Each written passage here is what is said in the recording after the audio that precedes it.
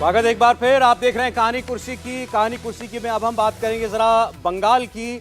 और मैं उस पर खबर बताने से पहले आपको फिर बता दूं, आपका सवाल हम इस सेगमेंट में लेने वाले हैं, तो आप अपना सवाल हमको भेजिए। आप अपने सवाल में हैशटैग कहानी कुर्सी का लिखिए और हमको टैग कीजिए। इंडिया टीवी का ट्विटर हैंडल, मेरा ट्विटर हैंडल, और हम आपका सवाल इस प्रोग्राम के आखिरी सेगमेंट में आपके साथ आपका लेने वाले हैं और उसके जवाब हमारे मेहमान देंगे।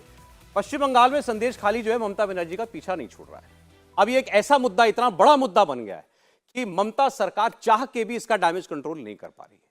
और दूसरी ओर रोज कोई ना कोई टीम, एनएचआरसी की टीम, SC/ST आयोग की टीम, कभी बीजेपी के लोगों की टीम, कभी लेफ्ट के लोगों की टीम वहां दौरा कर रही है। और उनके दौरे को या तो जाने दे ममता सरकार, तो उतना मामला नहीं बिगड़ेगा, उनको रोक करके और बड़ी खबर वो बना देती है। अब आज ये सिविल सोसाइटी की फैक्ट टीम वहां पर जा रही थी महिलाओं की बात सुनने के लिए, इन्हीं के लोगों को गिरफ्तार कर लिया, टीम को ही गिरफ्तार कर लिया। कभी सुना है आपने कि जो लोग जा रहे हैं सिविल सोसाइटी के, वो बात करने के लिए लोगों से, उनको सरकार अरेस्ट कर ले? और इन्होंने उसके बाद ये कहा कि आज जो हमारे साथ हुआ है इसकी शिकायत राज्यपाल से करेंगे, जरूरत पड़ेगी तो राष्ट्रपति से भी शिकायत करेंगे कि यहां पर क्या हो रहा है। अनर्थ इस वक्त बंगाल के अंदर होता हुआ दिखाई दे रहा है। एक सदस्य हैं OP व्यास, आप इनकी बात जरा सुनिए। ये टीम के इस डेलीगेशन का हिस्सा थे, इनको गिरफ्तारी से पहले जो ये बोल पाए आपको दिखाते हैं। जो भी संविधान के तहत हमको अधिकार मिले हुए हैं बिल्कुल करेंगे। हम इनकी शिकायत मुख्यमंत्री से भी करेंगे, राज्यपाल से भी करेंगे, गृह मंत्री से भी करेंगे, प्रधानमंत्री से भी करेंगे, जितनी संवैधानिक संस्था है सब में करेंगे हम। आप देख लीजिए, आपके सबके सामने है कितनी दुर्भाग्यपूर्ण स्थिति है, कितनी दुर्भाग्यपूर्ण स्थिति है।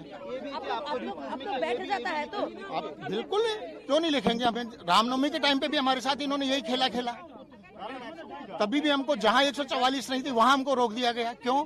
क्योंकि छुपाने को था। और फिर आपने देखा जब केस NIA को गया कितने लोग पकड़े गए, वो नहीं चाहते थे।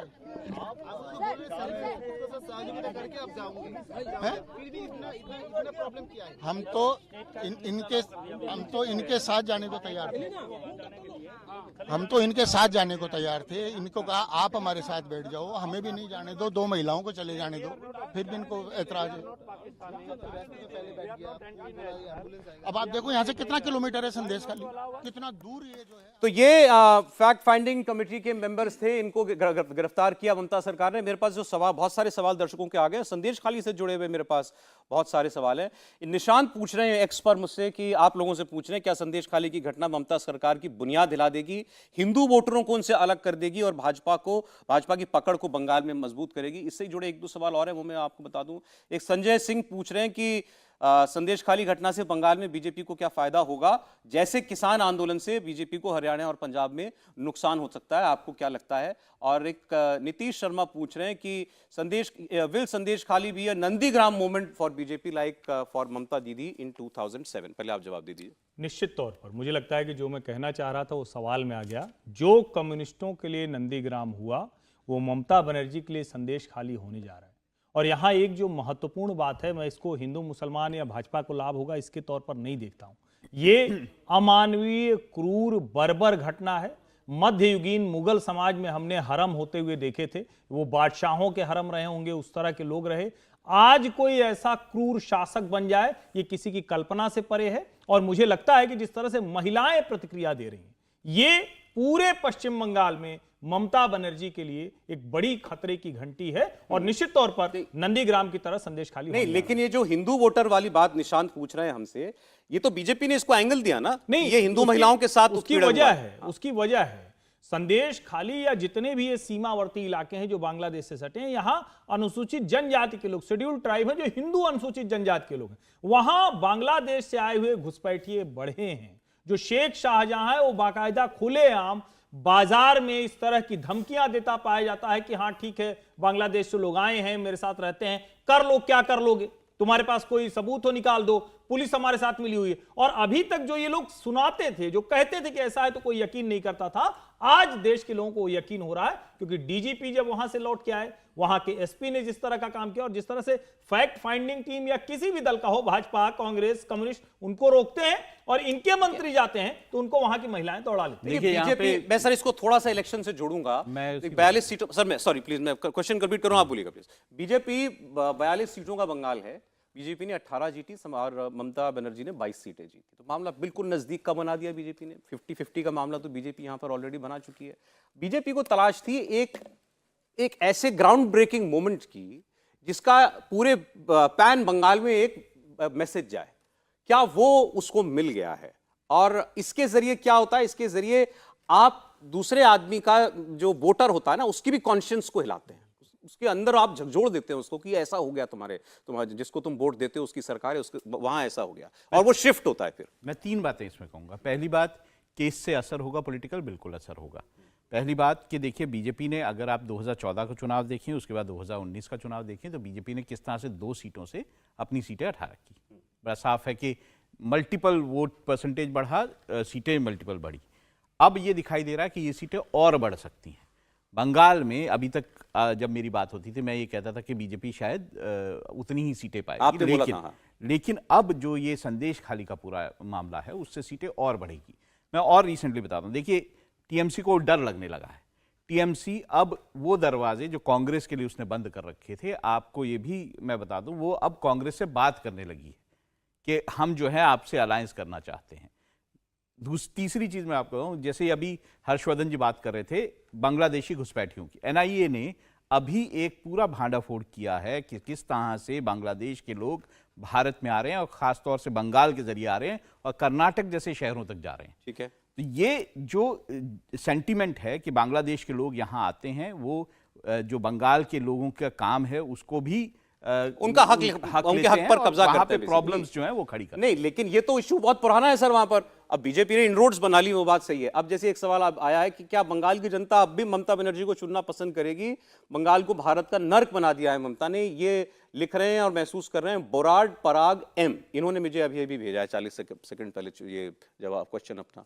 देखिए, संदेश खाली कलकत्ता से सिर्फ 80 किलोमीटर की दूरी पे पॉलिटिकल इंपैक्ट भी बताइएगा सर। मुझे लगता है निश्चित रूप से यह संदेश खाली की जो घटना घटी है, यह ममता बनर्जी के जो तुष्टीकरण की राजनीति है, उसे ममता बनर्जी को एक्सपोज करके रख दिया है। वो बंगाल नहीं, पूरे देश के अंदर ये मैसेज गया है कि इस तरह की राजनीति करने वाले जो दल है, जो सिर्फ एक खास तरह के वोट बैंक के ऊपर अपनी नजर रखते हैं, उसके दम पे राजनीति करते हैं, उससे एक्सपोज हो गया। ममता बनर्जी के लिए बहुत मुश्किल होगा कि जो 60 दिन के बाद लोकसभा चुनाव होने वाले हैं, उसके अंदर वो अपना वोट बैंक तो बचा भी नहीं पाएगी। मुझे लगता है कि हिंदुत्व बंगाल में बीजेपी की सीटें बढ़ेंगी, आपको लग रहा है इस बार बढ़ेगी? मुझे लगता है इस बात में ममता बनर्जी से ज्यादा सीटें मिल जाएंगी, 100% ज्यादा है। मुझे लग रहा है भारतीय जनता पार्टी आज की तारीख में 25 सीटों पर पहुंच चुकी है संदेश खाली घटना के बाद। बिल्कुल मैं मानता हूं, और जहां फिर से मैं कह रहा हूं, जब 3 से 77 भारतीय जनता पार्टी विधानसभा में पहुंची थी, तो भी किसी की कल्पना नहीं थी इस बार भी लोकसभा चुनाव में अकल्पनीय परिणाम आने वाले हैं। 30 के आसपास भारतीय जनता पार्टी सीटें जीती हुई दिखे तो आश्चर्य मत करिए। अंतिम में 2-3 प्रश्न और। हम जिस विषय पर जाना चाहते थे, हमारे साथ प्रोग्राम में जो लोग जुड़ रहे हैं हमको खुद ही ले जा रहे हैं। महाराष्ट्र की मैं बात करना चाह रहा था, बीजेपी का अलायंस कैसे हो रहा है वहां। एक महेंद्र ओक नाम से एक हैंडल से पूछा जा रहा है, महाराष्ट्र में बीजेपी अगर 32 सीटों पर लड़े तो क्या 48 बीजेपी के पक्ष में, 42 की 42 बीजेपी के पक्ष में आ सकती है? 48 नहीं, मुझे लगता है 48 की 48 भारतीय जनता पार्टी तो चुनाव गठबंधन में नहीं जीतेगी, एनडीए गठबंधन नहीं जीतेगा। लेकिन यह तय है कि अगर भारतीय जनता पार्टी ज्यादा सीटों पर लड़ती है, जो तय है कि एकनाथ शिंदे और अजित पवार को वो कम सीटें देगी लोकसभा चुनाव में, उन्हें विधानसभा में ज्यादा स्पेस देगी। भारतीय जनता पार्टी के साथ अजित पवार, एकनाथ शिंदे जो एनडीए गठबंधन है, वहां 48 में से 45 सीटें आज की तारीख में जीतने की स्थिति में है। गांधीधाम से बात आ रही है, उसमें यह है कि बीजेपी 26 सीटों पर चुनाव लड़ना चाहती है, और पिछली बार वो 25 पे लड़ी थी, 23 जीती थी। इस बार वो 26 पर लड़ना चाहती है। वो अपने अलायंस के लिए 15 सीटें जो शिंदे गुट है उसको देना चाहती है, और 7 सीटें जो है वो पवार जो गुट है 41 जीती थी शायद पिछली बार, क्या उतना निकाल लेगी बीजेपी? उससे ज्यादा जीतेगी एनडीए गठबंधन, उससे ज्यादा जीतेगा। अच्छा, पूरा का पूरा सीए मीट सचदे करके हैंडल है, और ये गांधीधाम इनके बायो में लिखा हुआ है। गांधीधाम गुजरात से मुझे लगता है होंगे। लेकिन सवाल इन्होंने हमको पूछा आंध्र प्रदेश के बारे में। टीडीपी जनसेना का अलायंस हो गया, बीजेपी क्या कर रही है वहां पर? नहीं, मुझे लगता है कि भारतीय जनता पार्टी शायद अभी द्वंद्व से बाहर नहीं आ पाई है। मैं कई बार ये बात कहता रहा हूं कि भारतीय जनता पार्टी को द्वंद्व से बाहर आना चाहिए, या वो इतना ज्यादा जगन मोहन रेड्डी के खिलाफ, जो जिसको कहते हैं ना कि वो उस फोर्स के साथ लड़े, उस फोर्स के साथ वहां लड़ नहीं पा रही, जबकि बीजेपी की यूनिट थोड़ा मुश्किल दिख रहा है मुझे। आंध्र प्रदेश अभी भी बहुत टफ नट टू क्रैक है, खाता खुलना भी बहुत मुश्किल। अच्छा, लोकसभा सीटों की डिस्ट्रीब्यूशन नहीं हुआ। जो पवन जन कल्याण की सेना है, और टीडीपी में जो गठबंधन के जो सीटें डिस्ट्रीब्यूशन है विधानसभा चुनाव को साउथ लेकर में अभी हुआ है। आंध्र प्रदेश अभी भी बहुत टफ आप बता रहे हो। अच्छा, ये इसका मैं आपको एक बैकग्राउंड और दे दूं कि कल जेपी नड्डा ने, बीजेपी अध्यक्ष ने, अपने सारे राज्यों के प्रभारियों की मीटिंग बुलाई थी कल दिल्ली में, और उसमें उनसे अब उन्होंने लिया है फीडबैक, क्या है भाई अब तक आप लोग कहां पर पहुंचे हैं। एक सिंह साहब नाम से हैंडल से पूछा जा रहा है, शिंदे सेना उद्धव सेना में क्या वाकई ये सच है कि उद्धव ठाकरे को सहानुभूति मिल रही है? हाँ, जमीनी स्तर पर सहानुभूति है, लेकिन अब वोटों में कितने कन्वर्ट होगी ये देखना बाकी होगा। और ये उद्धव ठाकरे भी ये देखना चाहते हैं, एकनाथ शिंदे भी ये देखना चाहते हैं, शरद पवार और अजित पवार भी ये देखना चाहते हैं, क्योंकि दोनों के दल टूट चुके हैं। उसके बाद से कोई बड़ा चुनाव हुआ नहीं है। यह चुनाव ये बता देगा कि जमीन के सेंटिमेंट किसके साथ है। मुझे लग रहा है भारतीय जनता पार्टी को सबसे बेनिफिट मिलने वाला है इस। अरे हम लोग, चूंकि आप सोशल मीडिया पर भी आप लोगों की वजह से जो है आपके कमेंट्स बहुत जाते हैं, हम लोग शेयर करते हैं, जनता खूब देखती है। अब सोशल मीडिया पर इन दिनों जो है जो घटना चल रही है उस वो भी मैं आपको बता दूं, बहुत चर्चा हो रही है एक वीडियो की, मैं नाम नहीं लूंगा। वो वीडियो में एक शख्स ने बताने की कोशिश की है कि भाई कैसे भारत में लोकतंत्र खत्म हो गया है। मेरे पास सवाल आया है उससे जुड़ा हुआ। वो सवाल ये पूछा जा रहा है, मैं उनका नाम आपको बता देता हूँ। ये सवाल पूछ रहे हैं, दीप अमीन नाम से हैंडल है, कि ये जो वीडियो डाला गया है, क्या आपको लगता है कि इससे बीजेपी को कोई भी डेंट पड़ेगा? किसी कीमत पर कोई भी डेंट जैसी चीज हो नहीं सकती, क्योंकि आप बार बार भले कुछ भी कहें, सच क्या है, गुजरात में बार बार जीत कर लोकतांत्रिक तरीके से नरेंद्र मोदी सरकार बनाते रहे।